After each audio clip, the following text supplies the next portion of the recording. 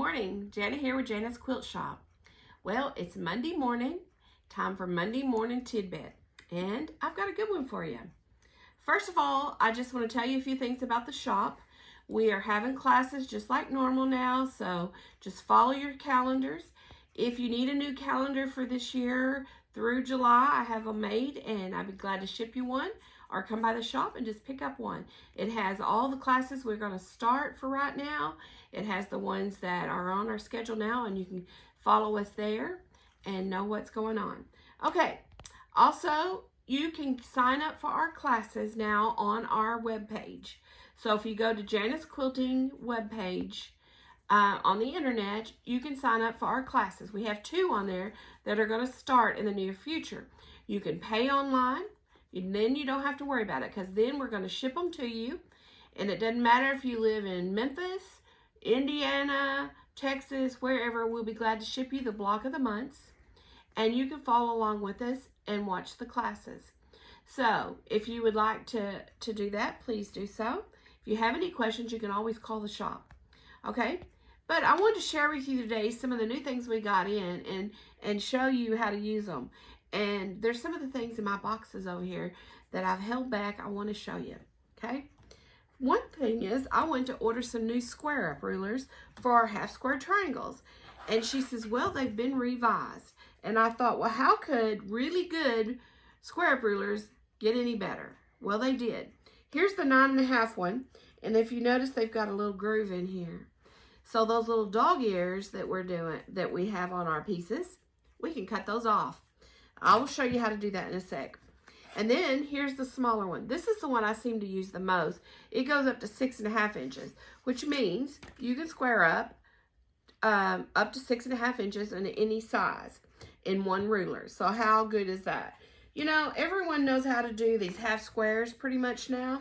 But let me do one and show you. If I have tape on here where I can do my half squares by not marking them. But if you don't have that tape, which we do sell in the shop, by the way, because it is so nice. But if you don't, you're going to mark your diagonal. And I use my friction pins on those. But then you're going to sew a 1/4 inch on each side of that little mark there. So I'm just going to let my foot go down and sew a 1/4 inch on each side. Most of you, if you've made blocks and stuff, you've already had to do these. So, but I'm going to show you something else about this. So both sides. There you go. All right. Now, I'm going to put my square up ruler over here until I cut this down the middle. I'm going to cut that down that marked line. Well, let me show you something in my box here. I got a new little knob here that will go on any ruler. You can share it with rulers, but it just suctions in the middle. Look at that. Okay? So this, you know how we're always putting our hand down here, and sometimes you get nicked because you let your finger or fingernail get over. But with this, you hold it up here. So I'm going to put that on that line, and you hold it by this. Oops, my rotating cutting mat's turning on me. There you go. You hold it by this, and it protects your hand. And like I said, you can unseal it and put it on anything. So I thought that was kind of nifty. I have some of those in my box. Look at that.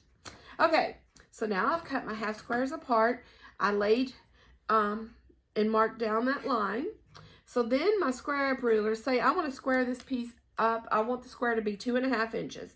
So I find 2.5 on here, and I lay this on that stitch line. Not back here on the cut line, but up here on the stitch line. And you see I have room to square it up, so I'm going to square it up. Okay? I've got it squared up, and when I take it off, there's going to be little dog ears sticking out there.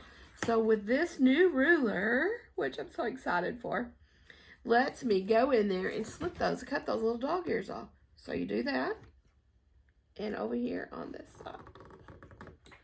Slip it out. Oh, look at that. See, those dreaded dog ears that we've had on there will cut off that easy. So look, it's ready to go.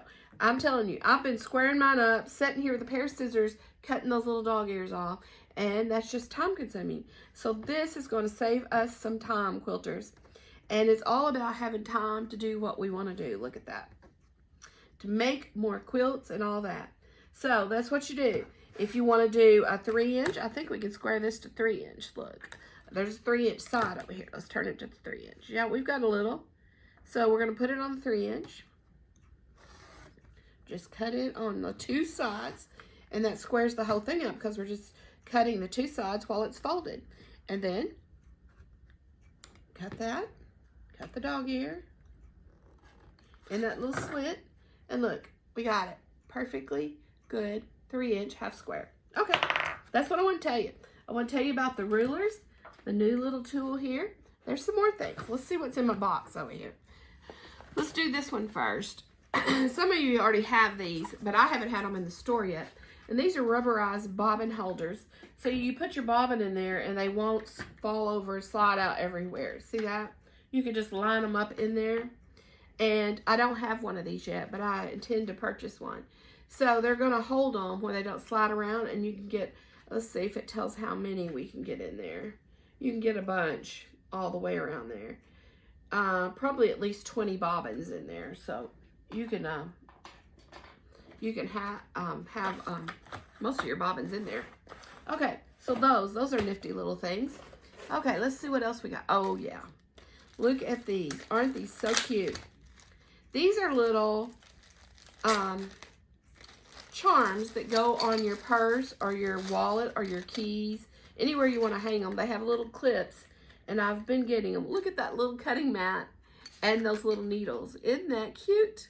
These will make the cutest little gifts to people, and these are new ones. I've got some, I've had a rotary cutter and some other ones in the store, but these are new ones. Let's see what else is in the box. Okay, that's in that box. Okay, let's look in this box. This is something new, and I've been told that these are one of the best seam rippers you can get. Now, we all need seam rippers, and we need them at every location, but there's a tape measure and a seam ripper in this together. A little set of Fiskars. Isn't that neat? Okay, so these will be at the shop if you'd like one. I just wanted to share them with you today so you could see those. It's the little things that make us happy, those little gadgets. And we've got more coming, so I'll let you know when we get those in too. But these are some of my favorite things. You know, the rotating cutting mat, I don't know what I'd do without. We have those in the store. And just the little things that makes our job a little easier when we're sewing. Okay, that's it for today. I hope you have a great Monday. And come in. We've got some new things in the shop. If you haven't seen the 3-yard quilt bundles we have, there are some really neat ones. Come in and check those out. All right, you have a great day. See you later.